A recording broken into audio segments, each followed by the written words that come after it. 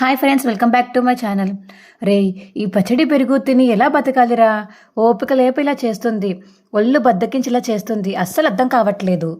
రోజు నా మొహాన్ని ఇదే కొడుతుందిరా అని రాజేష్ అంటుంటే, నాకు అలాంటి బాధ ఏం లేదురా. భోజనం విషయంలో మా మీనా బంగారం, నా కర్రీ నీకు ఇస్తానులే అని బాలు అంటుంటే, నువ్వు లక్కీరా బాలు, బాగా వండిపెట్టి బాగా దొరికింది నీకు. దేనికైనా రాసి పెట్టుండాలిరా. పోయిన జన్మలో పుణ్యం చేసుకుంటే ఈ జన్మలో ఇలాంటి భార్యలు దొరుకుతారంట.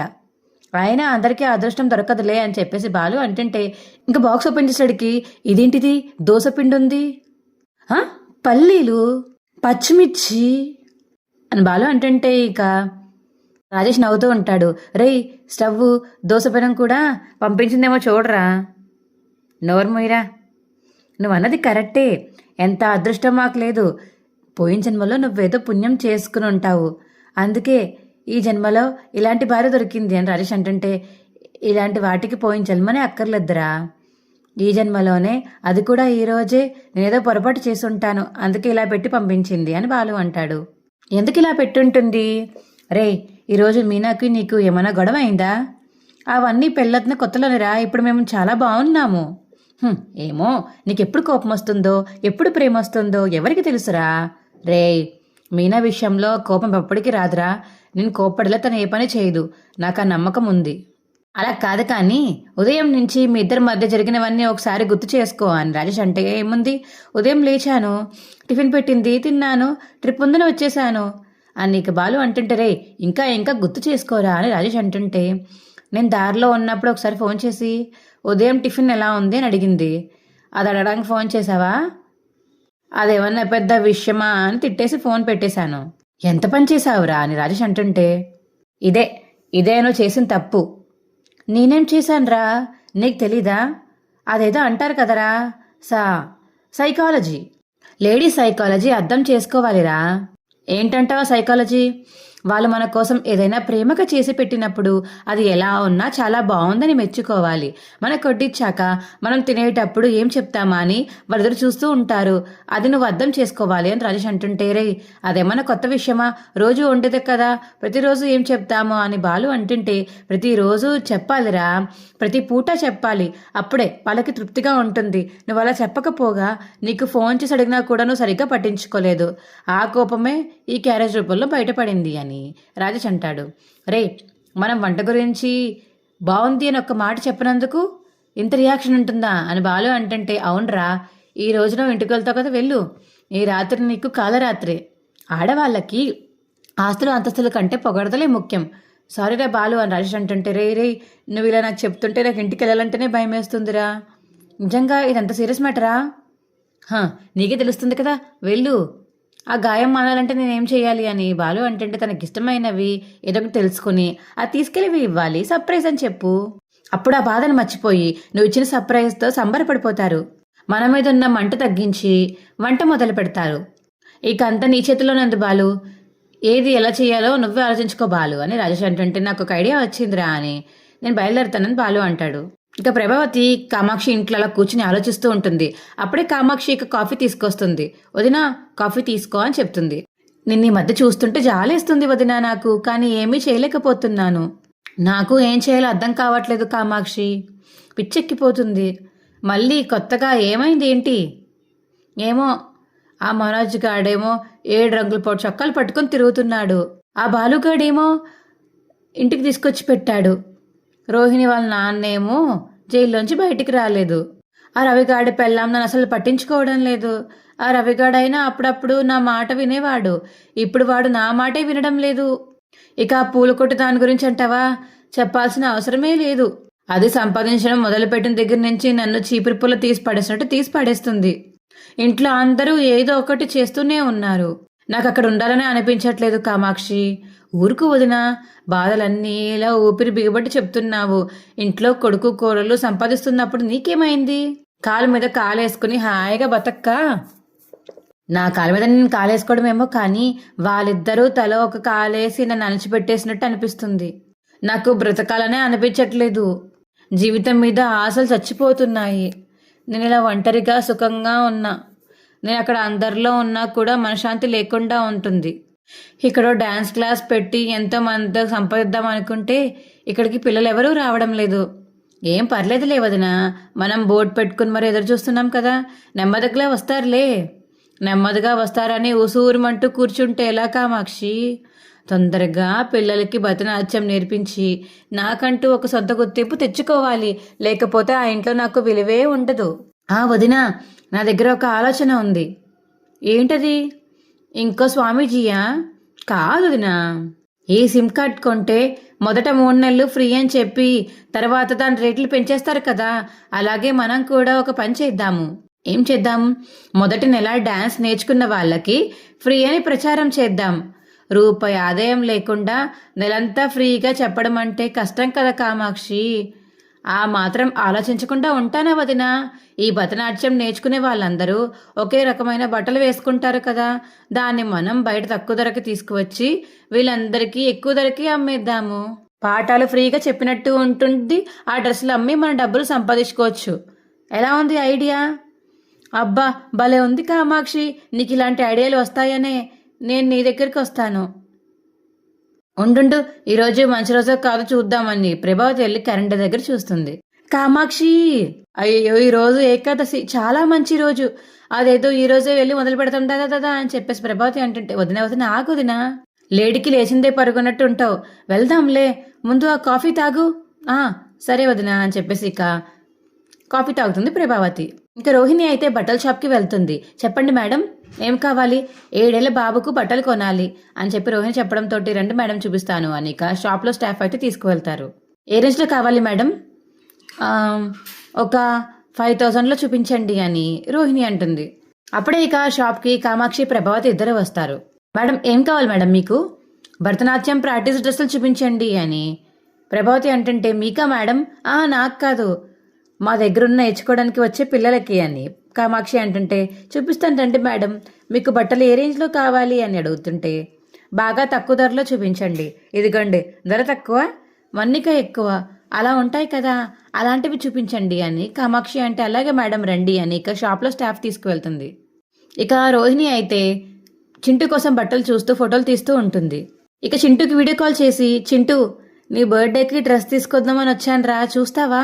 ఆగు, ఇది చూడు, ఇది బాగుందా అని ఇక చింటూకి వీడియో కాల్ చేసి చూపిస్తూ ఉంటుంది. ఈ డ్రెస్ బాగుందా? 2 బాగున్నాయమ్మా. ఈ డ్రెస్ ఎలా ఉంది? మా అమ్మ ఇష్టమే నా ఇష్టం, నీకేం నచ్చిందో చెప్పు నాన్న, నీకేం నచ్చిందో చెప్పమ్మా అని చింటూ అంటుంటే, నిజంగానా? నీకు ఏది నచ్చితే తీసుకోమ్మా అని చింటూ అంటే, సరే అని చెప్పేసి ఫోన్ కట్ చేస్తుంది ఇక రోహిణి. ఇంకొకటి చూపించండి అని ఇక రోహిణి బట్టలు చూస్తూ ఉంటుంది. ఇంకా పక్కనేమో ప్రభావతి కామాక్షి కూడా బట్టలు చూస్తూ ఉంటారు. ఏంటి కామాక్షి, ఇంత ఖరీదుగా ఉన్నాయి? మనం కొనే టైంలో 100కో 200కో వచ్చేవి కదా అని చెప్పేసి ప్రభావతి అంటుంటే, నువ్వు భూమి పుట్టక ముందు పుట్టి ఆ రేట్లు ఇప్పుడు కావాలంటే ఎలాగా? రేట్ ఎంత ఉంటే మనకి ఎందుకు వదినా, మనం ఎలాగో వసూలు చేస్తాం కదా అని కామాక్షి అంటుంది. అంతే అంటావా? సరే, కనీసం 500 నుంచి 1000 లాభం ఉండేలా చూద్దాము అని కామాక్షి అంటుంది. నిన్ను నమ్ముకుంటున్నాను, రేపు ఎవరూ రాకపోతే ఇదంతా లాసే. మరి నువ్వు అలా అస్సలు ఆలోచించకు ప్రభావతి. ప్రభావతి నాట్య కళా కేంద్రం అంటే రాబోయే రోజుల్లో ఏ స్థాయికి వెళ్తుందో చూడు. స్థాయి గురించి కాదు, ముందు ఖర్చులకు డబ్బులు వస్తే చాలు. వస్తాయి వదినా, నువ్వు కొనే అని కామాక్షి అంటుంది. ఇవి బిల్లు వేపిస్తారా అండి? ఓకే మేడం అనిక ఇవన్నీ తీసుకువెళ్తుంది బిల్ కౌంటర్ దగ్గరికి. రోహిణి కూడా చింటికి బట్టలు కొని ఇంకా బిల్ కౌంటర్ దగ్గరికి వెళ్తుంది. రోహిణి అని ప్రభావతి అంటుంది, నువ్వేంటమ్మా ఇక్కడ అని చెప్పేసి అడుగుతుంటే, అది అత్తయ్య, మీరేంటి ఇక్కడ? మీ అత్తయ్య పిల్లల జీవితాలతో ఆడుకోబోతుంది కదమ్మా అని కామాక్షి అంటుంటే, అబ్బా కామాక్షి, పిల్లల జీవితాన్ని తీర్చిదిద్దబోతున్నానమ్మా, భరతనాట్యం నేర్పిస్తున్నాను కదమ్మా అని ప్రభావతి అంటుంది. పిల్లలకి డ్రెస్సులు తీసుకుందామని వచ్చాను, డ్రెస్ మీద కొంత లాభం పెట్టుకుని పిల్లలకి అమ్ముదామని ప్లాన్ చేశాము, సూపర్ ఐడియా కదా అని కామాక్షి అంటుంటే, తన్నేమని అడిగిందా నిన్ను? నీ తెలివితేటలు తెలియాలి కదా వదినా. నోరు ముయ్యి కామాక్షి, నువ్వేంటమ్మా ఇలా వచ్చావు? డ్రెస్ తీసుకోవడానికి వచ్చాను అత్తయ్య అని రోహిణి అంటుంటే, నీకా అని ప్రభావతి అడుగుతుంది. నాకు అని చెప్పేసి ఆపేసి ఇక నా క్లయింట్కి అని చెప్పి అంటుంది రోహిణి. నీ దగ్గర మేకప్ చేయించుకునే వాళ్ళకా? అవునత్తయ్య, నా సెలక్షన్ బాగుంటుందని వాళ్ళు నన్నే కొనమంటారు, అందుకే కదా నువ్వు నా మనోజ్ని సెలెక్ట్ చేసుకున్నావు. రోహిణి చెప్తుంది బట్టల గురించి అని కామాక్షి అంటుంది. నేను భర్త గురించి చెప్పానులే కామాక్షి, నా లాంటి మంచి అత్త విషయంలో కూడా రోహిణి సెలక్షన్ సూపర్ కదా. అది తలుచుకునే బాధపడుతున్నానులేండి అని మనసులో అనుకుంటుంది రోహిణి. పాపం లోపల రోహిణి ఏం తిట్టుకుంటుందో ఏంటో అని కామాక్షి మనసులో అనుకుంటుంది. మేడం, మీ కొడుక్కి చాలా మంచి బట్టలు తీసుకున్నారు, చాలా బాగున్నాయి అని షాప్లో స్టాఫ్ వచ్చి రోహిణి దగ్గర చెప్తాడు. అని చెప్పేసి ఇంకందరు షాక్ ఫేస్ వేసుకుని చూస్తారు. ఏంటి రోహిణి, ఇదిగో అబ్బాయి, నా కోడలికి అసలు పిల్లలే లేరు, కొడుకంటావేంటి అని ప్రభావతి అంటుంటే తనేదో పొరపాటు పడినట్టున్నాడు. అత్తయ్య మీరు వెళ్ళండి అని రోహిణి అనేసి అక్కడి నుంచి పంపేస్తుంది ఆ అబ్బాయిని. బిల్ ఎంత అయిందండి?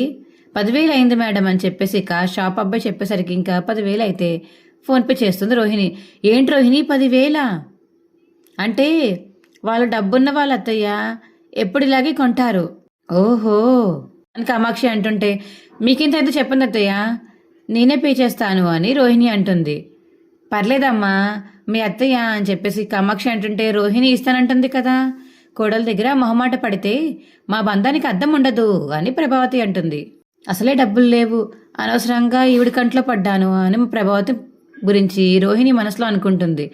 బిజినెస్ బాగా జరుగుతున్నట్టుంది రోహిణి, డబ్బులకు అసలు వెనకడ్డం లేదు, మీ నాన్న జైలు నుంచి రాలేదన్న బాధ కూడా కనిపించట్లేదే అని కామాక్షి అంటుంది.